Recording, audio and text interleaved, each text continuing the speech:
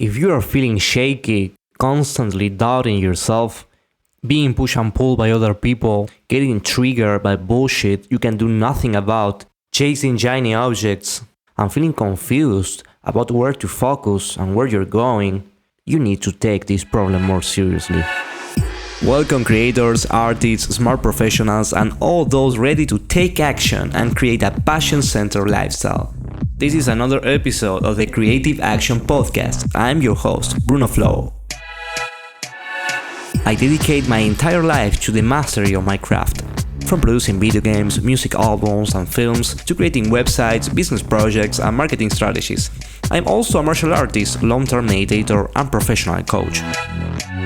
As a creator or artist, your unique perspective sets you apart. I'm committed to help you on your path towards your own creative vision, while sharing with you how to avoid the common traps that lead to existential anxiety, low energy, and burnout. Let's unlock greater levels of flow, freedom, and fulfillment together. What you are experiencing, this roller coaster of emotions, has a name. It's called reactivity. And this is what you are experiencing.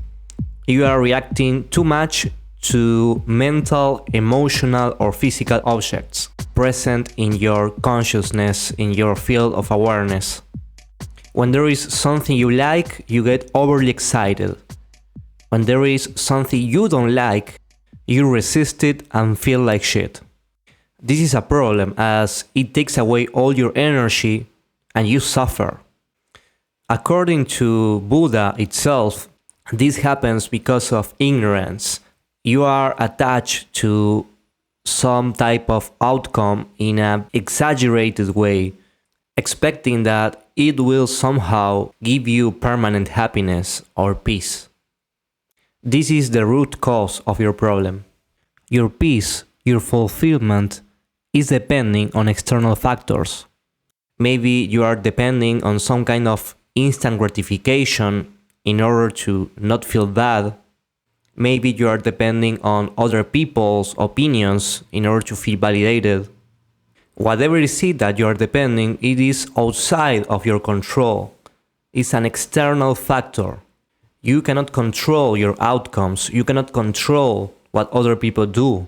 You cannot control the fruits of your actions. You can only control your actions, your behavior, your outlook. I don't want to get too deep into the control rabbit hole because the whole notion of being a you that is controlling something can also be questionable. But that would be talking about this problem from a different layer, let's say, more spiritual. Right now, I don't care about spirituality and getting to the root of things. I only care about you solving this problem of being overwhelmed and distracted by low quality and low priority experiences. After more than 20 years of practicing meditation and exploring the borders of consciousness and awareness through inquiry, spiritual practice, psychedelics, philosophy, trauma healing, coaching training, and my own process of mastery in different disciplines like music, including guitar, piano, singing, composing, flamenco music, taekwondo, muay thai, graphic design, video game development, software development, sound engineering, marketing, and also due to the adrenaline of being an entrepreneur, I got some answers to how to manage this emotional reactivity, how to keep the monkey under control, let's say, not jumping everywhere. The first antidote is double down on what you can control. Double down on what you can control. If you are feeling shaky, constantly doubting yourself, being pushed and pulled by other people, getting triggered by bullshit you can do nothing about, chasing shiny objects, and feeling confused about where to focus and where you're going, you need to take this problem more seriously. You need to invest time in researching how to fix this. Dig inside yourself, write, expand, strategize, Journal about your thoughts, your emotions, experiment and learn until you find finally something that works for you.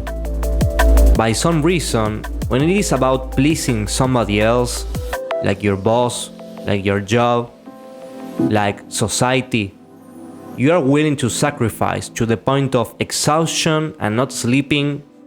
But by some reason, when it is about yourself, you prefer to eat ice cream and watch Netflix and not take this seriously. Stop being half-assed. Assume full control and full responsibility. Double down on what you can control. You can control your actions. You can control your strategy. What strategy can you start implementing for yourself that helps you to stop reacting like this? What you need to cut off from your life? You are being inefficient to handle this problem. This is about you not knowing how to manage yourself and lacking awareness about how weak you are right now. Accept this weakness and start working your way up. Take action every single day towards your most important goals in life and work. And if you still don't know what is your number one most important goal of the year in your life and in your work, start by doing that. Define a priority for yourself. Stop being scared about failing and spreading yourself around too many things without getting any result with anything. Define a priority and follow Stephen Covey's advice from the book 7 Habits of Highly Effective People. Begin every day with the end goal in mind. Always begin with the end in mind. Be strategic and mindful. Plan your days, weeks, months, and years beforehand. You can do this. This is under your control. You can be proactive. You can anticipate your problems. You can always learn from everything you do, making a habit of collecting new learnings from your recent actions. Always asking yourself, what can I learn from this? How can I continue moving forward? How can I prevent this bad outcome from happening in the future? To stop being so shaky, you need to expose yourself to failure and rejection on a daily basis. You need to stretch yourself. This will desensitize you and you will develop a new level of confidence and a certainty that nothing can shake you. Finally, it's also on your control to ask for help. Get support from mentors, professionals. If the emotional reactivity gets too much, too overwhelming, it's very probable that you need to start working with a psychologist. I did this when I started experiencing extreme jealousy during the initial stage of relationship with Vicky, my girlfriend, and this saved the relationship. So this is something under your control. You can ask for help and stop trying to solve everything by yourself. The second antidote is review your routines. An example, create a morning routine that is repetitive and boring, in quote unquote, but makes sure that if you keep doing it, you are staying on the right track. Create this routine in a way that what actually makes you excited is the end result of sustaining this routine for a whole year, instead of getting excited by the short term of it. This will train you in the right way to stop looking for instant gratification, to stop craving for that kind of stuff. You can use this routine to practice your discipline. Execute the routine always in spite of bad emotions. Make it a life or death thing. If you don't take this seriously, nobody's gonna take it seriously. This will train you to not get trapped in endless dopamine release seeking. This is one of the most important parts of doing a boring, quote-unquote, routine. Doing this, you will connect your sense of identity, progress, and well-being to the fact that you are taking action and you are putting the effort on doing the routine and not in emotions, results, other people's thoughts, actions, or random circumstances. Pay special attention to the moments in which you engage in the routine, even when not feeling like it. And then afterwards, you feel great. I will overemphasize this. You need to pay special attention to these moments. These are the seeds of wisdom and long-term fulfillment. This good feeling of satisfaction that doesn't come from craving is exactly what you should be training yourself for. You need to be looking forward for this feeling. Control how you spend time on social media, control your intake of sugar and oily foods, because they all train you in the wrong way. I'm not saying you should stop completely, but if a temporary fasting is what you need, then do it. Third antidote: daily reflection practice. I invite you to start doing this kind of practice every single day. You need it, you need to reflect, and I'm going to propose you several themes for reflection. First theme, memento mori, which means remind yourself that you will die. Reflect on death, reflect on the end of all things. At first, this may be a little bit rough for you, but this is touching the ultimate reality that everything is going to end, as if nothing ever happened. What are your goals? What are your aspirations when knowing this reality that everything is going to end? Reflect on this from different angles. Second theme, gratitude. Recognize all the beautiful things you have, all the blessings you have in your life, loved beings, family, all your talents. This will train you to appreciate what you have, and appreciation leads you to a very positive mental state in which you will not be that much dependent to anything outside you. Third theme for your daily reflection practice would be emotional awareness. Recognize the ups and downs you had during the day. Did you feel happy? Did you feel anxious? What triggered those emotions? This will be very helpful to identify what are the triggers and how can you strategize around them.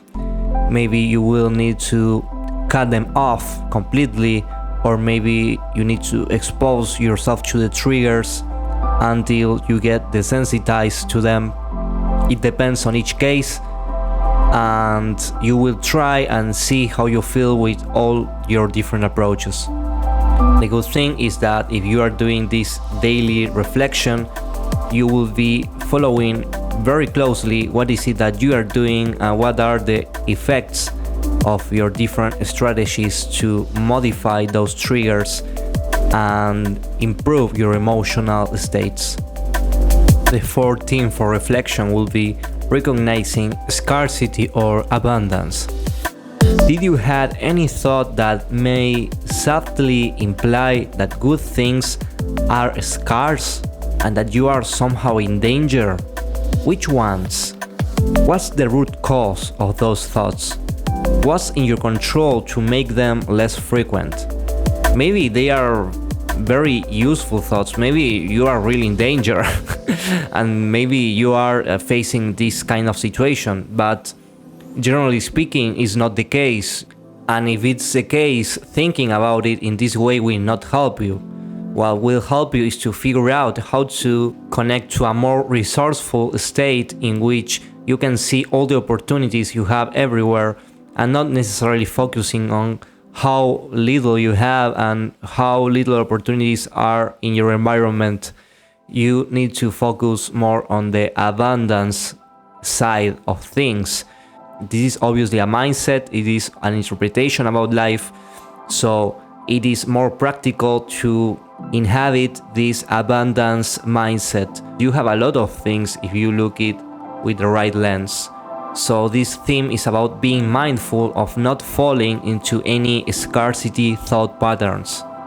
And finally, reflect around your use of attention. Do you use your attention on things inside your control or outside your control? Which ones and why? Focus on this one. How are you using your attention? Antidote number 4. Developing trust in the process. Practice every day to decide to trust that everything will be okay. If you have this belief that you are in danger, that things will not be okay, that resources are scarce, you will feel like shit, you will feel very anxious. It's much more useful to practice to decide that everything will be okay. Practice to inhabit that mindset that you can trust in the process, that things at the end are okay. Practice to seek for evidence in your daily life that everything is and will be okay. If you look for evidence, you will find it. It's like a self-fulfilling prophecy. Hone this feeling of peace and everything being okay as much as you can. Train your mind to develop trust, to trust in life, to trust in reality, to feel like it's on your side. It's similar as this mindset that religious people have, that they feel that God is on their side and they feel very much relaxed because they have their Father looking at them and taking care of them. I'm not asking you to believing in God or address or adopting any kind of belief system like that. Just practice to decide to trust. It's just about trust, just about a decision that everything is and will be okay, so you can focus on the actions and the actual strategies that you are going to realize to move forward. Final antidote number 5, start meditating. This is the ultimate training to stop reacting to everything, because in meditation you teach yourself how to not react to your thoughts, to your emotions, and you train yourself to go back to your breath every time you get distracted. If you never meditate before, I will lay out basic instructions. I will also attach a detailed version of these instructions in the description of this episode for you. And these are the basic instructions for meditation. Step number 1, start by sitting down 5 minutes every day, first thing in the morning. After this, start ramping it up 1 minute per day until you are doing 15 minutes as minimum.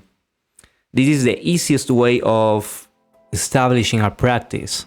At first, you will be sitting down 5 minutes, and obviously it will be a very short session. You will not be able to concentrate on that short period of time, but it doesn't matter. It's not about that. It's about establishing the habit of sitting down every day. This is the key. When sitting, try to feel comfortable and remain still. Don't move. This is something important. Train yourself to be still. Focus on the physical sensation of the breath going in and going out from your belly. You feel how it enters into your belly and how it exits your system. When you get distracted, just go back to your breathing. Just focus on your breath, and if you get distracted by some thought or whatever, be very gentle with yourself and return to your belly and the sensations in your body. Keep doing this for 21 days straight without expecting to see some benefit. This will also release you from any anxiety or, oh yeah, today I connect with the nirvana. No, don't care about that. Do this for 21 days at first, and then you will start to see some results. Embrace the practice even when you not feel like it. In this way, you will train yourself to stop being reactive to your own emotional states. Teach yourself to focus on the process of meditating more than the outcome of it. Teach yourself to not get attached to good meditations and not reject bad meditations. Sometimes you will feel more focused, sometimes more distracted. Everything is good. What happens during meditation is what happens outside meditation. This is how you behave normally. Strive towards accepting the imperfection, your distractions, and everything. See them as perfect and then go back to your breath. Meditate and train yourself to look straight at that inner sense of discomfort. Accept yourself flinching when looking at it. Accept all parts of this process. Train yourself to feel good while meditating, to find joy and contentment in the activity of focusing on your own breath. If you apply all these 5 antidotes, for sure you are going to see results. There is no way that this problem survives if you do everything I laid out in this episode. So I encourage you to start moving in this direction. Start meditating, start developing trust in the process of your life, start reflecting every day, review your routines, review what are you actually doing every day, and double down on what you can control. If you enjoyed this episode, share it with a friend that might also enjoy it and might benefit from it. Also, you can access the 5 Mindset Shifts for Clarity ebook for free on my website. Also, I'm giving you a link on the description. And finally, if you want to have a clarity session with me, also you can do it. It's free, and I can help you to clarify what is it that you want in your life and help you to get committed to it and start making big moves, taking action towards it right now. Thank you for listening, and I wish you an excellent day.